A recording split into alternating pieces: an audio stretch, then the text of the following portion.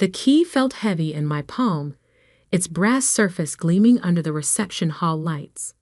Patricia, my new mother-in-law, beamed at us with an enthusiasm that seemed slightly forced. "Consider it my wedding gift to you both," she said, pressing the key into my hand. "The house is yours now. I'm starting fresh in Florida." My husband Michael stared at his mother. "What? You're moving? When were you going to tell me?" "I'm telling you now, darling." She smoothed her silk dress, avoiding his eyes. "The papers are already signed on my new condo. I leave tomorrow morning." Tomorrow, our wedding day, and she drops this bomb. But that was Patricia Chin, always doing things her own way. Consequences be damned. "Mom, this is crazy. The house has been in our family for generations. And now it's yours." She smiled that enigmatic smile I'd never quite trusted. "Just be careful in the attic. Some things are better left undisturbed." Before either of us could respond, she disappeared into the crowd of wedding guests, leaving us holding a key and more questions than answers. "Well," I said, trying to lighten the mood, "at least we don't have to house hunt." Michael didn't laugh. He was still staring after his mother, his face troubled. "Something's not right, Sarah. She's been acting strange ever since we got engaged." He wasn't wrong. Patricia had always been difficult, polite but distant with me, protective of Michael to the point of possessiveness. But lately, she'd been different, distracted, almost nervous.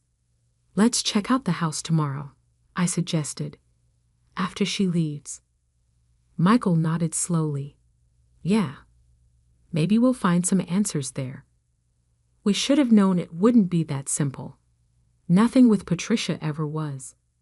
The next morning, we pulled up to the familiar Victorian house where Michael had grown up. It stood 3 stories tall, its gray-blue paint weathered, but elegant, wraparound porch still graceful despite needing repairs. I'd always loved this house, even if Patricia's presence had made visits somewhat tense. "Her card's gone," Michael noted, pulling into the driveway. "She really did leave." The house key slid into the lock smoothly, but something felt off the moment we stepped inside. The furniture was gone. All of it. The antique tables, the Persian rugs, the oil paintings that had hung on these walls for decades. Even the curtains had been removed, leaving empty windows staring at us like vacant eyes. "What the hell?" Michael moved from room to room, his footsteps echoing. "She took everything." Not quite everything, I realized, following him. The built-in bookshelves in the study still held their volumes. The kitchen cabinets contained dishes and cookware, but anything valuable, anything personal, had vanished. "Look," I called from the dining room. A single envelope lay on the built-in buffet, Michael's name written in Patricia's elegant hand. He ripped it open, reading aloud. "Dearest Michael, by now you've discovered the house is empty. I've donated most of the furniture to charity. You and Sarah will want to make the space your own anyway. Everything important is safely in Florida with me. The house is yours, free and clear. The deed is being sent to your lawyer. Please don't try to contact me for a while. I need time. All my love, Mom." "Time for what?" Michael crumpled the letter. "What is she running from?" I had no answer. We spent the next hour exploring the house, finding more questions than answers. Every closet emptied, every drawer cleared. Even Michael's childhood bedroom had been stripped bare. Then we reached the attic door. "Be careful in the attic." I remembered Patricia's warning. Some things are better left undisturbed. Michael's jaw tightened. "I'm tired of her cryptic games." He pulled the cord, and the attic stairs creaked down. The space was mostly empty, dust motes dancing in the light from the small window. A few boxes remained, labeled in faded marker. Christmas decorations, old papers, family photos. And there, in the far corner, a small wooden chest I'd never seen before. "That's new," Michael said, frowning, "or old, but I've never seen it before." We approached together, leather shoes leaving prints in the dust. The chest was made of dark wood, intricate carvings decorating its surface. No lock, just a simple brass latch. Inside, we found only one item: a leather-bound diary, its pages yellow with age. June 15, 1992. I read from the first page. "Today, I made a choice that will haunt me forever, but I had no choice. The truth would destroy everything." Michael's face went pale. "That's the year I was born." My hands trembled as I turned the page, reading further. "The baby isn't his. George can never know. He's so happy, already planning the nursery, picking out names. How can I tell him that one mistake, one night of weakness, means the child he's so excited about isn't actually his? I'll take this secret to my grave. No one can ever know that Michael's real father is—" "Stop." Michael's voice cracked. "I can't. I need air." He stumbled toward the attic stairs, leaving me holding the diary that had just shattered his world. George Chen had died when Michael was 12, a heart attack at his law office. He'd been, by all accounts, a devoted father who doted on his only son. Michael had grown up believing he was exactly like his father. Same analytical mind, same dedication to justice that had led him to become a prosecutor. But if the diary was true, I followed Michael downstairs, found him sitting on the porch steps, head in his hands. "It could be a fake," I offered. "Some kind of bizarre mind game."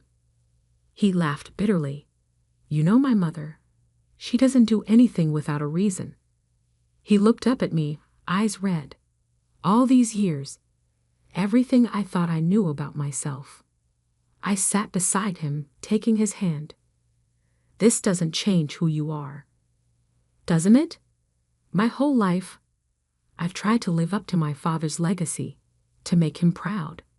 And now you're still the same person you were yesterday, the same man I married, the same dedicated prosecutor who fights for justice." He squeezed my hand but said nothing. Back in the attic, I read more of the diary while Michael paced the dusty floors. Patricia's words painted a picture of a troubled marriage, a moment of weakness with a colleague, the devastating realization of pregnancy. She'd convinced herself telling the truth would destroy her family, so she buried it deep. But there was more. August 3, 1992. Robert keeps calling. Says he has a right to know about his child. I've told him to stay away, that the baby is George's, but he won't listen. Says he'll tell George himself if I don't. I'm terrified. "Robert?" Michael stopped pacing. "Robert who?" I turned more pages, scanning entries. "Wait. Here. September 1992. Robert Matthews finally agreed to stay away. The money helped. Nearly emptied my trust fund, but it was worth it to protect my family." He signed papers giving up any claim to the baby. "Matthews?" Michael's face went even paler. Not Judge Robert Matthews?" I looked up sharply. "The one you clerked for after law school." He nodded slowly. He took a special interest in my career. Mentored me. Said he saw something of himself in me. His laugh was hollow. I guess now I know why. The pieces were falling into place. Patricia's increasing anxiety as Michael's career brought him into contact with Judge Matthews. Her sudden decision to leave town just as Matthews was retiring and moving back to the area. "There's more," I said quietly, still reading.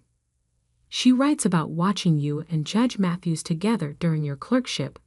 How guilty she felt seeing the connection between you, knowing she was the only one who understood why."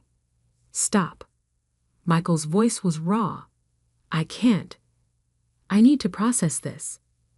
We left the diary in the attic, locked up the empty house, and drove home in silence. What should have been our first day as newlyweds instead felt heavy with secrets and lies. That evening, as we sat in our apartment surrounded by wedding gifts we hadn't opened yet, Michael finally spoke.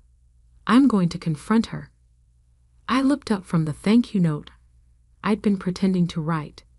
"Are you sure?" "I need answers. Real ones. Not just what's in that diary." He pulled out his phone. "Her new address has to be on the deed paperwork, right?" "Michael, wait." I covered his hand with mine. "Maybe we should take some time. Think this through. I've had a lifetime of lies. I'm done waiting." But when he called his lawyer, we hit our first obstacle. The deed hadn't been filed yet. No paperwork had been submitted at all. "What do you mean? No paperwork?" Michael demanded. "She said it was all handled." More calls followed. Patricia's phone was disconnected. The realtor who'd supposedly handled her Florida condo purchase didn't exist. Every lead we followed evaporated like smoke. "She's running," Michael realized. But from what? Or who? I thought about the diary entries, the mentions of Robert Matthews, the timing of everything. "When does Judge Matthews officially retire?" I asked. "Next week. There's a big retirement party." Michael's eyes widened. "You think she's afraid he'll finally tell the truth? Or that you'll figure it out yourself, now that you'll be seeing more of him socially instead of just professionally?" Michael was already reaching for his keys.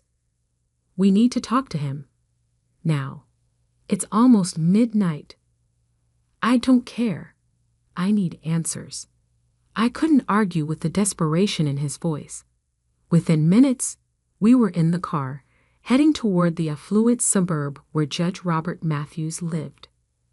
The house was dark when we arrived, no cars in the circular driveway. "Maybe this isn't such a good idea," I started to say, but Michael was already out of the car, striding toward the front door. Before he could ring the bell, a voice called from the darkness. "I wondered when you'd come." We both spun around. Judge Matthews stepped out of the shadows by the garage, still wearing his court suit despite the late hour. "Your mother called," he said quietly. "Told me about the diary." Michael's hands clenched into fists. "So it's true?" The judge nodded slowly. "You can see it, can't you? The resemblance? Everyone always said you looked just like George. But," he gestured to his own face, "the same strong jaw, the same deep-set eyes that I suddenly realized Michael shared. Why didn't you ever tell me? Your mother made me promise. Said it would destroy your relationship with George, with the whole Chen family. And she was right. George was a better father than I could have been. That wasn't your choice to make." Michael's voice shook with anger. "Either of you." "No," Matthews agreed. "It wasn't. But we thought we were protecting you." "Protecting me?" "By lying to me my entire life." A car turned onto the street, headlights sweeping across us. Matthews stepped back into the shadows. "Not here," he said urgently. "Come inside. There's more you need to know." We followed him into the house, into a study lined with law books and framed photographs. And there, on his desk, sat an identical diary to the one we'd found in Patricia's attic. She wasn't the only one who kept records. Matthews said quietly, "Sit down, Michael. This is going to be a long night." Judge Matthews pulled his own diary from the desk drawer, its leather binding worn with age. "Before I show you this, you need to understand something. Your mother isn't just running from the truth about your parentage. She's running from something much worse." Michael sat rigid in the leather armchair, his face a mask of controlled emotion. "What could be worse than lying to me my entire life?" Matthews sighed heavily. "The night you were conceived, it wasn't just a simple affair. Your mother came to my office late one evening, distraught. George had discovered some discrepancies in the family trust accounts. Money missing, unexplained transfers. He was planning to launch an investigation." "What does this have to do with anything?" Michael demanded. "Everything." Matthews opened his diary. "Your mother was embezzling from the family trust. Had been for years, covering her tracks with fake investments, doctored statements. George was close to discovering it all. She came to me for legal advice. One thing led to another." He shook his head. "But that's not the worst part." I reached for Michael's hand, felt it trembling in mine. "When George confronted her about the missing money," Matthews continued, "she panicked. Told him she'd discovered one of his law partners was stealing from client accounts, that she'd been gathering evidence. She forged documents to frame him. The partner was disbarred, went to prison, committed suicide 6 months later." Michael stood up so quickly his chair toppled backward. "No, you're lying." "I wish I was." Matthews pulled a file from his desk. "Here's the proof. The original documents, the evidence of her forgeries. I kept it all, telling myself it was protection in case she ever tried to deny my connection to you. But really, I was just a coward, unwilling to face what I'd helped cover up." I watched the color drain from Michael's face as he read through the file. As a prosecutor, he dealt with evidence of crimes every day. He knew authentic documents from forgeries. And these were real. "Dad's heart attack," he said numbly. "It wasn't just stress from work, was it?" Matthews looked away. George had finally figured it out. All of it. The embezzlement, the frame job, your true parentage. He confronted Patricia that morning. She claims he clutched his chest and collapsed before she could explain. But what? There was an empty bottle of heart medication in his desk. The prescription had just been filled the day before. The implications hung heavy in the air. Michael swayed slightly, and I guided him back to sit down. "She killed him," he whispered. "My mother killed my father." "It was never proven," Matthews said quietly. "The police ruled it natural causes. No autopsy was performed. But George's secretary later told me he'd been planning to go to the authorities that day. About everything." "And you kept this secret? For 20 years?" Michael's voice rose. "You're a judge. You're supposed to uphold justice." "I know." Matthew's shoulders sat. By the time I learned the full truth, years had passed. The statute of limitations on the embezzlement had expired. There was no way to prove anything about George's death. And you were thriving. Top of your class in law school, following in George's footsteps. I told myself revealing the truth would only destroy your life. Like you destroyed that other man's life. The partner who went to prison? Matthews flinched. I didn't know about that part until later. Much later. Patricia was very good at hiding things. Until now. I spoke for the first time. Why is she running now? Because of this. Matthews pulled up a news article on his computer. Thomas Chin, is returning from Hong Kong next week. George's brother. He never believed the embezzlement story, never stopped investigating, and he's finally found proof. Records of where the money went, evidence of the forgeries. He's planning to present it all to the firm's board of directors. Michael leaned forward to read the article. Thomas Chen, international finance expert, returning to take over leadership of the family law firm. The firm where Michael had been offered a partnership position just last month. She knew, Michael said. She knew Uncle Thomas would expose everything.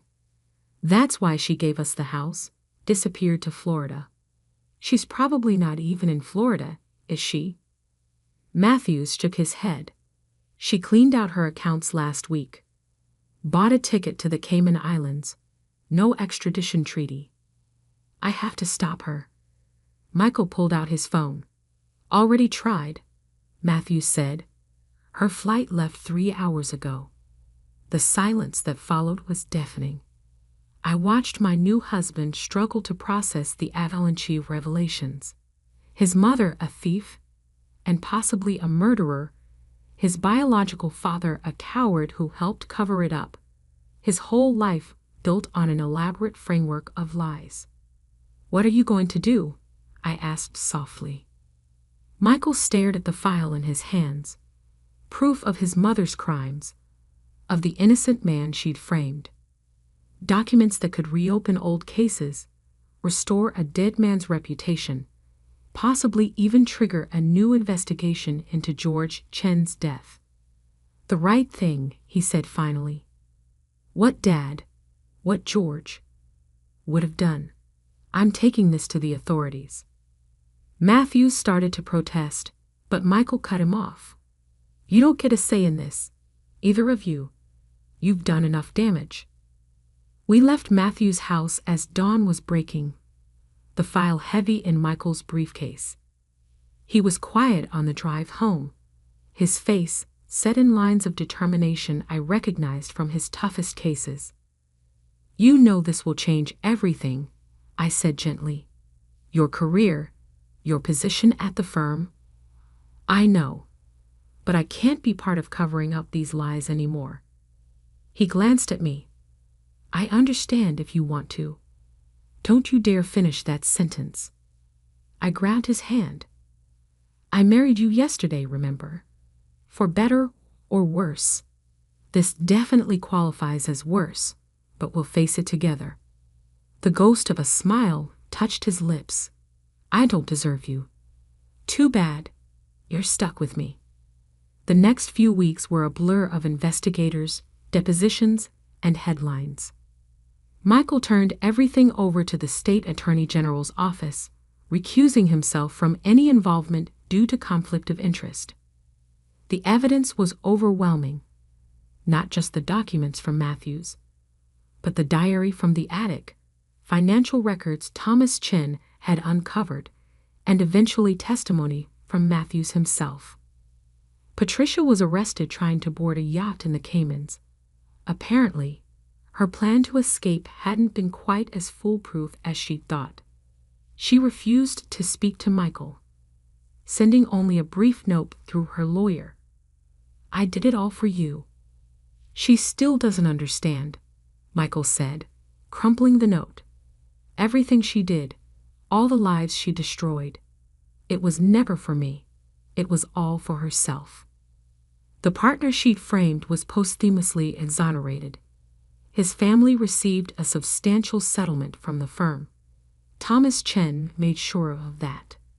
Judge Matthews resigned before he could be impeached, avoiding criminal charges in exchange for his testimony. Michael couldn't bring himself to forgive the man, but he understood the choice to cooperate. Sometimes justice requires hard compromises. As for us, well, we never did move into the Victorian house. Too many ghosts, too many lies embedded in those walls. We sold it and bought a small place of our own, somewhere we could build new memories untainted by the past. Michael left the firm, started his own practice specializing in financial crimes and wrongful convictions. using his knowledge of how corruption works to fight it instead of hiding from it. I've never been prouder of him. The diary that started it all still sits in a box in our closet. Sometimes I catch Michael staring at it, like he's trying to understand how his whole life could have been built on such an elaborate deception. You know what I think? I told him one night, about a year after everything happened. I think George knew about you being Matthew's biological son. I mean, he had to have noticed the resemblance. But he chose to be your father anyway, chose to love you and raise you to believe in justice and truth. That's what made him your real father, not DNA, but choice. Michael was quiet for a long moment. You really think so? I do, and I think he'd be proud of what you did, of choosing truth over lies, justice over family loyalty. You're his son in all the ways that matter. Patricia was sentenced to 15 years for the embezzlement and fraud. The investigation into George's death was reopened, but there wasn't enough evidence to prove anything beyond reasonable doubt. Some mysteries remain unsolved. 2 years after our wedding day, we finally had the celebration we should have had then, a renewal of vows, surrounded by true family and friends. Thomas Chen stood in as Michael's best man. Matthews wasn't invited. As we exchanged rings again, I looked at my husband, this man who had faced the destruction of everything he thought he knew about himself and emerged stronger, more committed to truth and justice than ever. For better or worse, I repeated, meaning it even more now than the first time. For truth and justice, he added with a small smile. And love, I finished. Always love. Because in the end, that's what saves us, not the lies we tell to protect ourselves, but the truth we face together, and the love that helps us survive it. The Victorian house was eventually torn down, replaced by a community center that offers free legal aid to those who need it most.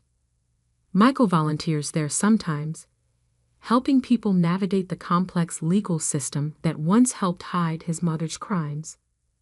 Life has a way of coming full circle sometimes. Last week, we found out I'm pregnant. Sitting in the doctor's office, looking at the ultrasound, Michael squeezed my hand. No secrets, he said quietly. We tell them everything, age appropriate of course, but no lies. No lies, I agreed. Just love. Because that's the real legacy we want to pass on. Not money or property or even a prestigious family name, but the simple, powerful truth that love combined with honesty is stronger than any convenient lie. The key Patricia gave us at our wedding sits in a frame on our wall now, not as a reminder of what we lost, but of what we found: the courage to face truth, the strength to choose justice, and the love that makes it all worthwhile. Sometimes the most valuable wedding gifts aren't the ones we expect. Sometimes they come disguised as disasters, as revelations that shatter our world. But if we're brave enough to face them, to build something new from the ruins of what we thought we knew, they can lead us to exactly where we need to be. Michael keeps a picture of George on his desk, not because of biology or obligation, but because of choice. Because every day, he chooses to honor the man who taught him about justice and integrity, who loved him enough to keep loving him, even knowing the truth. That's the thing about family. Real family. It's not about blood, or DNA, or even shared history. It's about the choices we make every day, to love and support each other, to fight for what's right, to face hard truths together. The house key led us to truth. The truth led us to justice. And justice, somehow, led us home. Not to a Victorian mansion full of secrets, but to each other, and to the kind of love that's strong enough to survive any revelation. Sometimes that's all the legacy we need.